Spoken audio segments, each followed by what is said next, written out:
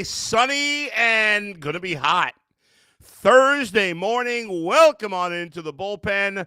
I am your host, Adam the Bull. It is Thursday, August the 7th at 9 a.m., and we are getting closer to the Browns' first preseason game tomorrow, but more importantly, getting closer to the start of the regular season in the NFL. Now just a month away. I can't wait. I'm sure you can't wait as well. No matter what you think this Browns season is going to be, and I'm sure most of you don't think it's going to be great, it's still exciting to have football back, and the Browns will be on the field tomorrow night in their first preseason game. Zac Jackson is in Carolina, where the Browns practiced with the Panthers yesterday, and he's going to join me live in the bullpen in about 10 minutes. We'll bring in Zach and get his thoughts on. There's always some controversy. The latest controversy is that Shedeur Sanders didn't take reps with the ones, even though he's starting this preseason game. So we'll get into all that coming up in just a little bit. But I do want to begin with the performance by Gavin Williams last night or yesterday afternoon for the Guardians, and I'll get to that in just a sec. But first, get extra value this summer with prop packs exclusively at BetRivers.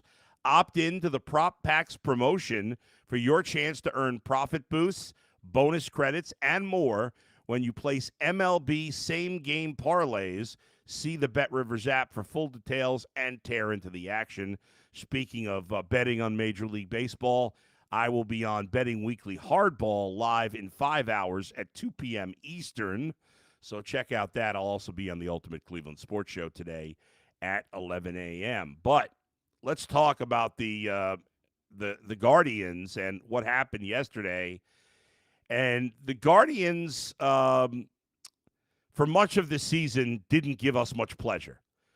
In fact, it had been mostly a misery to watch a mediocre and then, just before the All-Star break, a bad Guardians team play. But starting with that Astros series in the final week before the All-Star break, this Guardians team has been much more fun to play. I'm sure it's been much more fun for them to play. But it's not been fun to play against them lately.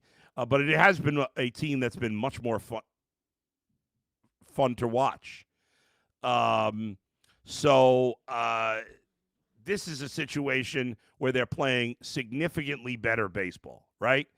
And so now maybe they can make a run. Is it possible? We'll see. I've been very down on the Guardians for much of the season. I haven't given them much of a chance. Obviously, they're very close to the third wild card. I still don't feel great about their chances in the playoffs or even of making the playoffs, if I'm totally honest about it. But they're giving me a little hope here because they've been hitting. That's mostly been it, right? The hitting has been much better for the last month. Led by Jose Ramirez has been sensational, Stephen Kwan, Kyle Manzardo, and we've seen improvement in the last few weeks, especially from Brian Rocchio and Gabriel Arias. But here's the thing.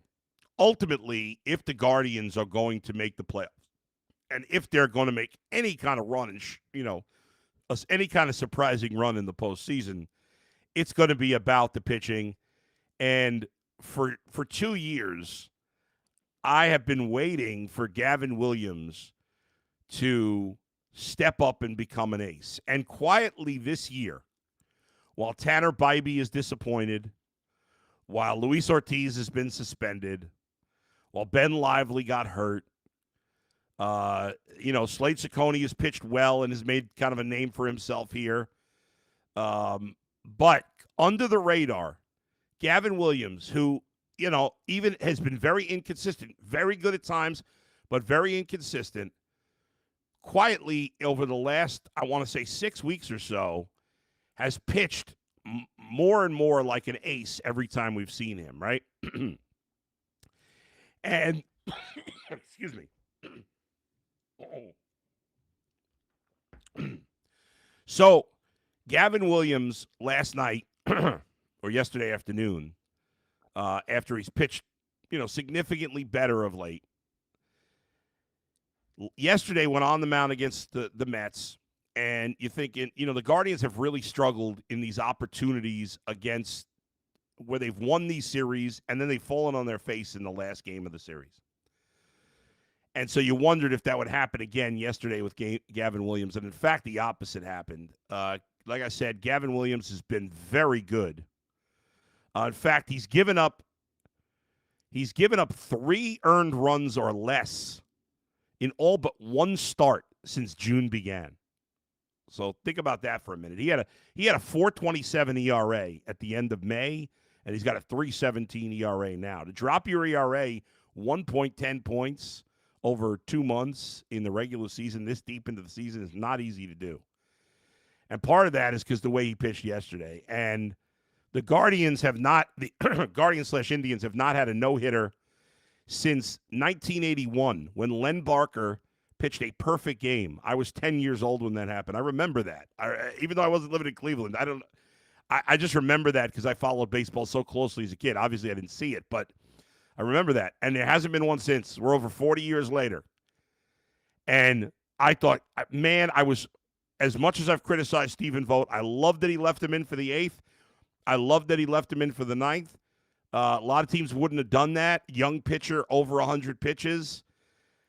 He was 2 outs away, and then Juan fucking Soto hits that home run. And that guy had a smug look on his face. I hope the Guardians' whole team wanted to punch him in the face as if he did something. I know he broke up the no-hitter, but it's 4-0. I mean, what a clown. Anyway, they took him out after 2 outs. He walked the batter. But brilliant performance by Gavin Williams. I ended up throwing, I think, 125 or 126 pitches, but that was fun to watch. And in total, in his last 4 starts, he's given up 4 runs in his last 27 2/3. He is cooking right now. He really is. And he didn't have to, and it wasn't all about strikeouts. He only had 6. He was more 126 pitches. He was efficient, and it's just what we've been looking for from him. More efficiency. That was awesome. Really awesome to see. All right, we're going to switch gears, talk some football here. We're going to bring in Zac Jackson in just a moment from Carolina. But coming up at 4 o'clock today here on the Bet Rivers channel, on the College Sports Rush YouTube channel, it'll be Jimmy Ott and Paul Stone as they preview the 2025 Big Ten football season. Join me, Jimmy Ott and Paul Stone, every Tuesday and Thursday on the College Sports Rush YouTube channel. It's our college football conference previews. It's win total over and unders, individual games, picks to win the conference, picks to make it to the college football playoff, picks to win it all, and individual futures as well. It's every Tuesday and Thursday, 4 p.m. Eastern, college football conference previews on the College Sports Rush YouTube channel. All right, we are back, and you see Zac Jackson in The Athletic with us, live from Charlotte, North Carolina. Is that correct, Zac? Yes, good morning, Bull. I can actually talk this week. So I don't know if I can. I've been coughing here all of a sudden, but glad you're feeling better. And obviously the Browns got in the joint practice yesterday, so nobody better to talk to than you about it today. It's funny because yesterday on the Ultimate Cleveland Sports Show, Jason Lloyd and I spent like 30 minutes saying all these conspiracy theories about, the Browns are out to get Shedeur Sanders. They're all so stupid. Doesn't make any sense. But then you had an interesting tweet where you said, where you seemed confused as to what the Browns were doing on the 7-on-7s, where Sanders didn't get a run. So what did you make of it by the time it was all done? Yeah, so of the 4, he got the fewest reps. And then both times, 11-on-11 and 7-on-7, Bull, his second time through, they gave him to Tyler Huntley, who's here to be the emergency quarterback, right? So I'm just like, what's going on? So, look, the joint practice was for Joe Flacco and the starters, and it's for getting the starters ready. And that's what training camp really is about, right? Sure. But the guy's going to start a game in 2 days. He's clearly the more talented of your 2 rookie quarterbacks. Circumstances have changed this thing. It's gone in a big circle, except for I think, Flacco's the clear leader, but Pickett's going to get healthy. But anyway, I just wonder why he couldn't get 2 more reps or 3 more reps. Like, put it this way, Bull. We're overreacting, certainly, right? We're not in the development stage, and everything they do has a purpose. Right. But like in minicamp, when we're overreacting, we're watching them go through handoff drills and the basics. Yeah. Now we're 3 weeks into training camp. And the preseason starts, and 2 weeks from the end of the preseason. So, like, I think it'd be time to let the most talented rookie play a little more. That's all. If that's a crazy thought, then people can call me crazy and call me an idiot because they do. I don't think it's a crazy thought at all. And I thought the fact that you brought up that this was odd opened my eyes, and I'm like, maybe all these people that are screaming and yelling are not crazy because Zach's saying there's something off here. And when you say there's something off, I believe it more than anybody else. So what's the explanation? Is there an explanation? Did the Browns have an answer for that? There isn't a firm one, Bull. And look, they're in a weird situation. You know, Kenny Pickett and Dylan Gabriel are not healthy enough to participate in 11-on-11s, they say, right? So they're still getting them their work. So they're getting the bulk of the 7-on-7 stuff.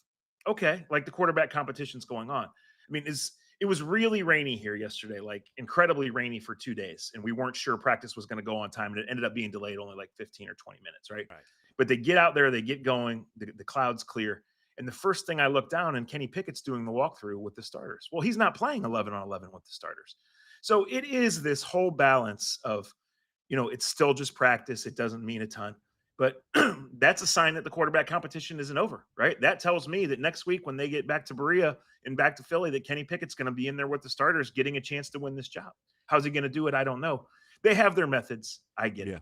Right. And Shedeur Sanders is a fourth string quarterback who's gotten more reps than any fourth string quarterback ever has, probably in any camp, certainly in any camp I've seen. Right. For 2 days before he starts, couldn't you get him a couple more throws? It does seem especially crazy. If these two guys are hurt, like what's going on? Yeah. And especially when you're giving Tyler Huntley reps, which makes no sense. He's here to be the emergency guy. He's played in the NFL for 8 years. He can go in and he's there to be a battering ram if he needs to be. Right? Like, give the reps to Shedeur Sanders. It is strange. I mean, there's no doubt about it. And I think people that have been frustrated by the situation, and like you say, it's weird because compared to a typical fourth-string quarterback, he has gotten plenty of work. But he's not a typical fourth-string quarterback. No. And so it's just it is all kinds of bizarre. You just said that, you know, you talked about the Kenny Pickett thing. You've thought all along that Joe Flacco was going to be the starter. I thought all along. I know Mary Kay and Jason have thought it was going to be Kenny Pickett. To me, I don't get the Kenny Pickett thing at all, but the Browns seem to like him. I don't know. I mean, I understand they traded a pick for him. It wasn't a high pick, but it was a pick nonetheless. Yeah. But if he were healthy, do you think now that maybe he would be the lead in the competition? No. And I think yesterday, Bull, I think the one thing that's gotten lost in this Shedeur mania is it was the best day of camp for the number one offense, right? Now that's a low bar, but it was the best day of camp. And like people on the outside want to get to these joint practices and they want to declare a winner and a loser and a rising superstar and all this. And frankly, going back to August now, the Browns have flat out lost their last 3 joint practice sessions, right? Okay, yeah. But yesterday, like there was good flow. There was up and downs for both teams. And I thought Flacco had his best day. And then afterwards, he talked about emphasizing pre-snap penalties, cleaning things up, how he feels a little better each day because he's playing. Like it's training camp. It is what it is, right? Yeah. So I don't see any way that Kenny Pickett unseats Joe Flacco as far as week 1 is involved. But when we're talking logic here with the Browns, then I don't know. Yeah, that's fair. Some other positions. What kind of role are you expecting? Well, first in the preseason, how much do you think Dylan Sampson's going to play in the preseason? And what's your best guess right now as to what kind of role he will have in the regular season? So what we've seen, he's the 1B, right? Jerome Ford is the 1A and Dylan Sampson is the 1B. I think you'll see him in a preseason role where they'll ask him to block, even though he's small. They'll throw him some screen passes. They'll get him some action. But as long as he's in line to play, he's not going to play a ton in the preseason. I think the back you're going to see the most of is Amani Marshall, an undrafted free agent out of Appalachian State. So Dylan Sampson has some shake. He's just small. So, you know, he's going to have a role, Bull, especially in the light of this Judkins thing and the uncertainty there. Yep. But is it going to be anytime soon more than an 8, 10, 12 touch role? I don't know. We're just starting to see things come together, but you're certainly seeing him in there with the starters nearly as much as you're seeing Jerome Ford. At wide receiver, everybody gets hyped about one. Usually it's a random white dude at wide receiver, and once again it is. But I don't know. Is there anything to this Luke Floria? Like, is there any chance he legitimately makes the team? He's going to make the practice squad because Okay. he's in the right place at the right time, and he Okay. is the leading receiver in terms of volume of camp. There's no doubt about it. So Yeah. he's been impressive. Comes in as a tryout kid, a local kid. Great story. He's so small, but Yeah. he's doing the right things, right? So this is a huge preseason for him. The other undrafted rookie who's impressed is Gage Larvadan. I didn't see him a ton yesterday, but in camp, especially the last 3 or 4 days, he's been all over the place. So they're not going to play Judy. They're not going to play Tillman. Everybody else is going to play. Deontay Johnson's on Yeah. this tryout with zero guaranteed money. Right. Jamari Thrash is in his second year. He has shown that he's better. They just don't have enough. So Yeah. they're going to have to add a receiver, and that's fine. The problem is they're probably also going to have to add a bigger running back too, because Jerome Ford is generously listed at 208. And Dylan Sampson is very generously listed at 200 pounds. Are they waiting on that because they're hoping maybe something breaks with Judkins in the right way, or is that have nothing to do with it? Well, no, I don't think it has nothing to do with it. I Yeah. certainly think they have hope with Judkins, but the reality is every day that he misses is probably another week before he's ready, even if he's cleared, right? Yeah. It's just the timing of it. But, the cuts are on August 27th. So there's going to be things change here over these next few weeks. You saw a player-for-player trade with the Eagles and the Raiders. The reality is all 32 teams play over the next 4 days, and guys are going to get hurt, and guys are going to get pushed out of the plans. So there will be some player movement over the next 2 weeks, but the bulk of the player movement comes in and around cut down day, which is August 27th. So it'll be here sooner than you know it. But in the meantime, it's mostly going to be the emergency list or something that, develops here. And they've already used, frankly, the emergency list at running back to get guys in. They've added 2 in the last 8 days just to get guys in to have bodies in camp. Do you think if we get to the season and there's nothing new with Judkins, like could they sign a Zeke Elliott or a Jamal Williams or something like that? Yeah, they could. They could, right? I don't know that it would be Zeke, but when you just look at the team as constructed right now and why they chose Judkins over Henderson, it was for the fit for the scheme.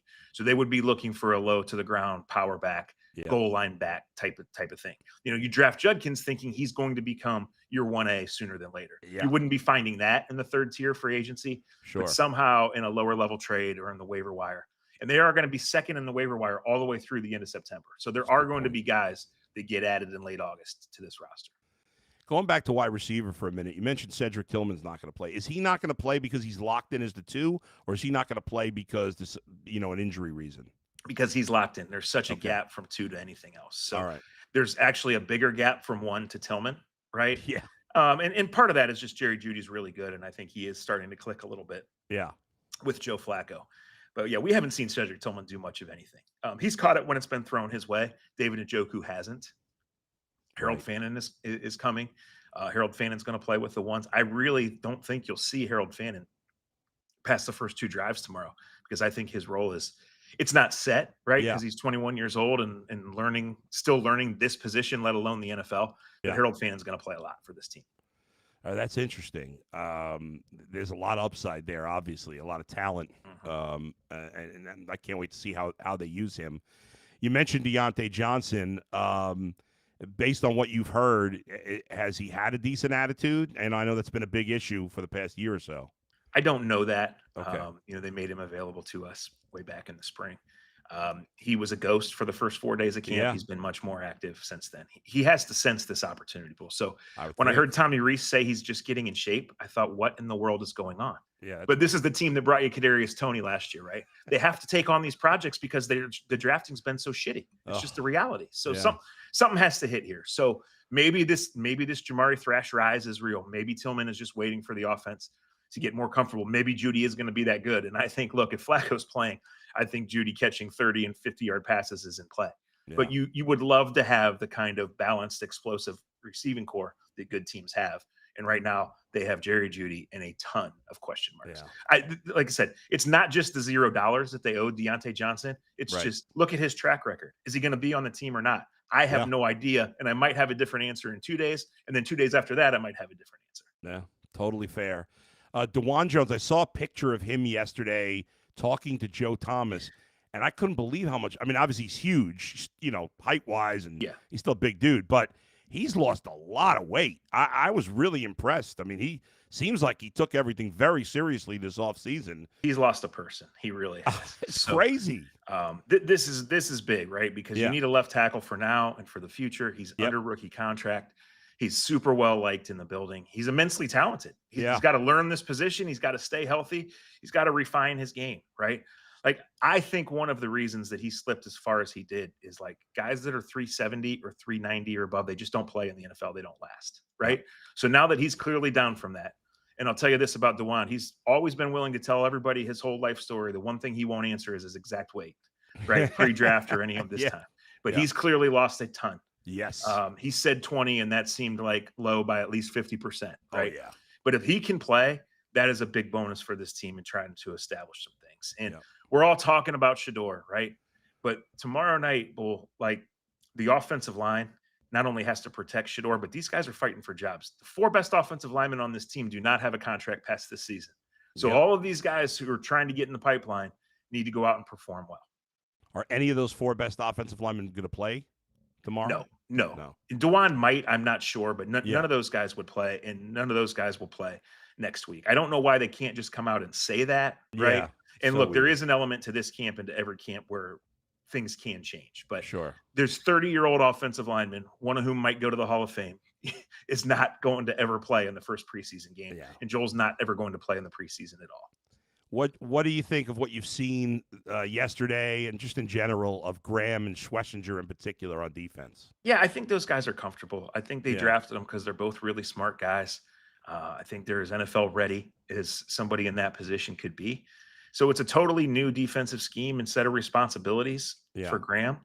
But he's just a really good football player, and he's going to learn it. And he was there to help unlock Myles Garrett, so that's going well. I mean, there's no doubt that he's a starter and a full-time player from week one. The rest of the rotation and how things go, we'll see. So when you look at it, I mean, the Judkins thing obviously is bad. Yeah. But Graham, Schlesinger, Fannin, like those guys are ahead of schedule or at least on schedule. That's awesome. And the one way this regime can point to having anything going for it is if this rookie class is a hit in some way, right? Yeah. And we'll see what happens with the bottom of the rookie class and who has to play when.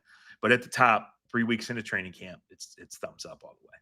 If you had to bet on who is second on the Browns in sacks this year, let's assume everybody stays healthy. Obviously, it won't happen, but assuming health, who would you bet on? Yeah, right now the easy pick would be Isaiah McGuire. Okay.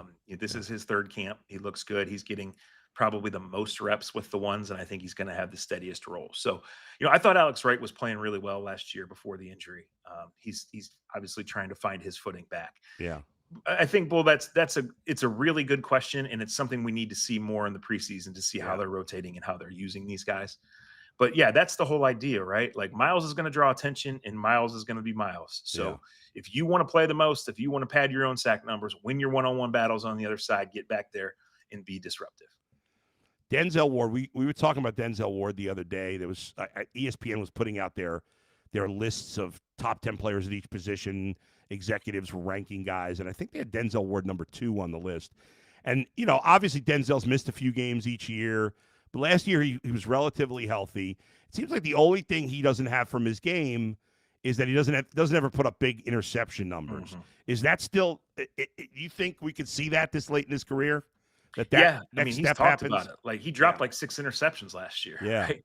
He looks good. He looks really good. So they're bordering on a crisis at corner.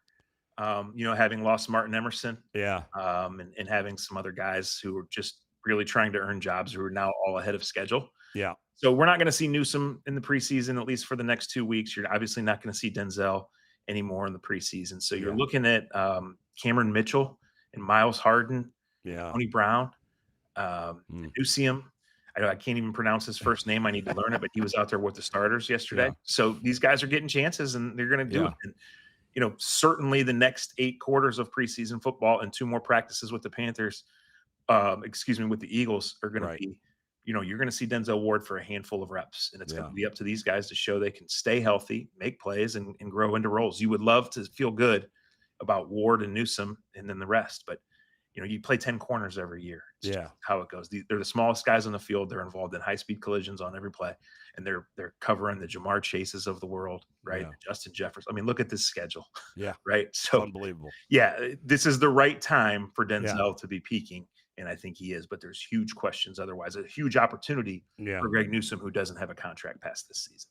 By the way, I'm curious. Just obviously, it has nothing to do with the Browns, but I think I'm in the minority on this. I feel like Bryce Young is going to have a good year this year. I think people gave up on him too early, and I think he's going to surprise people. I like the way he played last year, especially the second half. What's your thoughts on him, and how did he look out there? Yeah, I thought he looked comfortable. So, he should be trending up. Much improved receiving core, second Yeah. year with the same coach, right? Went through it last year, came out better for it. Still young. He's like 23 years old, right? Yeah. Now, he's not going to get any bigger. Nope. But, that's you get on the same page with your play caller with the guys. So they got some big, fast receivers. And obviously, that's been done intentionally. Yeah. I think the young tight end they have, JT Sanders, is coming along. So, you're going to have to run a Bryce Young friendly offense. But you should do that, and it should be easier in his second year. So I'm not going to say I was like, wow, I can't wait to run to my fantasy league and draft Bryce Young. But I thought he handled himself really well. I thought there were a couple times the Browns defense made great plays, and every time they did, a play or two later, Bryce Young came back and threw a dart.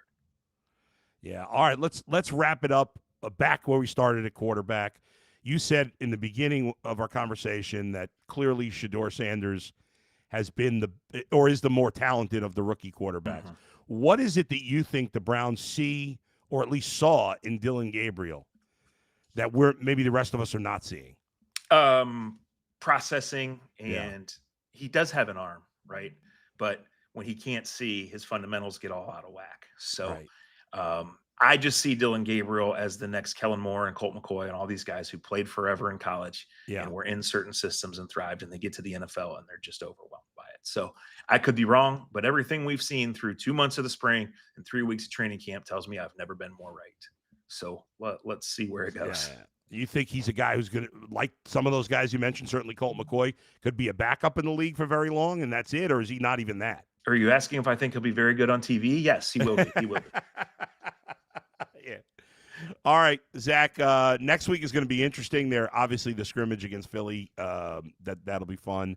Thanks for joining me again today, and we'll talk to you again soon. All right, thanks, Bull. All right, Zac Jackson from The Athletic. He just does such a great job of covering the Browns, and he gives us the real deal, man. There's no BS with Zach. He gives you the straight skinny, and he's telling you, I've been poo-pooing the people. Listen, the Browns are not trying to sabotage Shedeur Sanders. But I've been poo-pooing a lot of the conversation about, how they're handling the Shedeur Sanders situation. And listen, they're doing some things well, but it is head-scratching why you'd give some reps in practice to Tyler Huntley instead of Shedeur Sanders. That doesn't make any – there's no reasonable explanation for that. And, yes, you're getting – these scrimmages are more about getting ready for the regular season than the playoffs. Than the preseason game. But he's still going to play this preseason game. It would help for him to get more reps here. It is quite strange. So I don't know. I'm not sure exactly what the Browns are thinking here. All right, let me wrap up with some chat messages from you folks. If you haven't done so already, please hit the subscribe button. I would appreciate it. Cost you nothing. I appreciate it. Let's see. Ricardo says, good morning, Bull. Watching from Cincy. Love the shirt. Yeah, that's true. I got my brown shirt. Number 69. I feel I could turn around and show you, but I'll probably screw it up. I might knock things over. Who knows? Old Ben says the Browns are going to go 2-15. Okay. I mean, it could. Sizzy says, love you, Bull. I think you should get some quarterback reps with the ones. Maybe I should. Get the left-handed cannon out there, right? That could be a meme right there, what I was just doing. Not good. All right, hold on. No, I didn't have a good arm when I was in my athletic prime, which was not good enough to play in the NFL. $400 million jet. I'm excited. It's almost football season. Basketball season starts soon afterwards. I don't know. I care way more about football than basketball. Let's see. Old Ben, yesterday I was sweating and shaking going into the ninth. Of course, that douche Soto had to end it. Man, that was such a bummer. When he first hit it, I was like, oh, that's going to be gone. And then I'm like, oh, maybe make great catch. And No, that sucks. That was brutal. $400 million Jet. They should have called up Kafis in May. Hey, I said it. Listen, we'll see how he does. I like how he's looked so far. A couple of hits yesterday. I've been happy with it. Telebell, I said almost 2 months ago Detroit was hype and it was luck. No, they were overachieving. I give you that. And now they're playing. They were playing better than they should have early. They're playing worse than they should have now. The Guardians, I can't see them coming back and winning this division. But hey, listen, crazy things have happened and they're playing good baseball, and we'll just go with that. Nathan, the team needs a catcher that can produce. Naylor and Hedges aren't getting it done. That's true, but it's not changing now. They do need to have go in a different direction at catcher next year. I am very well. I don't know if I'm very hopeful. I'm going to try to be hopeful that they change at least one, if not both, of those catchers for next year. Old Ben, the way Gavin started the game, I thought he was going to get taken out in the fifth. Yeah, he walked a couple of guys early, and then he just locked it in. That was great. That was a great performance. That was a lot of fun. I know some people just want to see offense. And it was so funny because I'm sure you all felt the same way I did when the Guardians were up in the top of the ninth. I know it was 4-0. You never know, team could come back, but I was like, okay, that's enough runs. Like I couldn't wait for that inning to be over fast enough. The top of the eighth and the top of the ninth, I was like, come on, get this over with. Let's go. Let's get Gavin Williams back on the mound. Because I was nervous both innings that they might take him out. Because that's what a lot of teams do these days, even if the guy has a chance for a no-hitter. Let's see. Mike Lucas says Bull eats his boogers. Mike, I mean, that's rude and untrue. I would never eat a booger. It's really gross. I scratch my nose sometimes on air. Got a good nose scratch. But eating boogers, Mike, I mean, I don't know. Maybe you do that, so you're trying to project it onto me. Nathan, I give Mets fans respect for giving Gavin a standing ovation after he was taken out. Listen, I know. Listen, as I'm not going to try to stop saying. Listen, I'm born and raised in New York, and I still have love for my hometown, even as I will never move back. And I love my new hometown, not that new anymore, as 11 days from now I celebrate my 14th anniversary living in Cleveland. But there's a lot of, despite all the, the idiots you might see on social media, there's a lot of very smart and good baseball fans in New York. And I thought it was very classy by Mets fans to give a standing ovation to Gavin Williams because they realized they saw something special and they almost saw something extra special. So I did think that was cool. I agree. Kirk says, Bull, I'm trying to learn about baseball far as the position, batting averages, and although my football team is the Browns, basketball team is the Cavs, I'm a Yankee fan since I was 10. Oh, no. Kirk, the evil empire. How do you do that? I hate the Yankees. Every time they lose, it gives me pleasure. Nathan, is Dion going to be at the game tomorrow night to watch Shador? I don't know. I have no idea. If he is, that's fine. It's his dad. There's no reason he shouldn't be. Let's see. John, if the Nationals had signed Soto, we wouldn't be having to deal with this guy last year or this year. John, another John. Oh, no, same John. Kafis catch was spectator. I think he meant to say spectacular. A $400 million Jet. Who needs a wide receiver when we have such great quarterbacks as 40-year-old Flacco? Trump hands Kenny Pickett. Santa's favorite elf, Dylan Gabriel, and Dion's kid. It's all going to work out fine. Sizzy says, I need to try out for the slot receiver. I don't think I could fit into the slot receiver. Oh, God, that's a bad one, too. Nathan, Juan Soto becoming the John Elway of baseball. Let's see. Where are we here? I lost my place. Take a whiff, Bull. It's almost football season. Yes. Nathan, how long will Shador play tomorrow night? I would think he'll play at least a half. I would play him into the early stages of the third quarter. That's what I would do, but I don't know you never know with the Browns. Thomas, if Tillman stays healthy, we are good. I've liked the potential on Tillman since he came here, but I'm not convinced for sure he's definitely a number 2 receiver. We'll see. Michael, worst coach and GM in the division. Thomas Howard. Zach Taylor is worse than Kevin Stefanski. I would agree with that. I think Kevin Stefanski is a better coach than Zach Taylor. There's no way really to prove that. But I think so. D. Drastic says Bo has made massive strides this year, especially since the All-Star break. I don't know. I don't see it.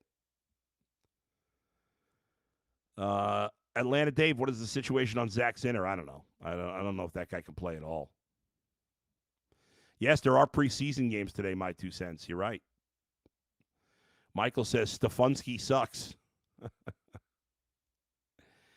Let's see. Tuesday was the 24th anniversary of the game. The Indians came back from being down 14-2 against the Mariners. That's right. That was unbelievable, that game. To come back down 14-2. That's crazy. John said Vogt had nobody warming up in the ninth. Yeah, I thought that was a mistake, but I'm not going to kill him for that. I would have probably pulled him after he lost the no-hitter, but that's a minor thing. All right, thanks everybody for the chats. Thanks to Zac Jackson for joining me. Thanks to Alex and Z for producing. If you haven't done so already, please hit the subscribe button. I'll be on UCSS at 11. I'll be on Betting Weekly Hardball at 2. I'll have an Ultimate Cleveland Guardian show with Zach Meisel tomorrow at 9, and on Betting Weekly Hardball tomorrow at 2. And then I'm on vacation next week. My summer vacation, I'm going to be off from everywhere all next week. So this is my last podcast until the following Tuesday. So everybody have a great time, and thank you all for joining me, and we'll talk to you next time. Where else but right here in the Bullpen with Adam the Bull, brought to you by Bet Rivers. See you, everybody.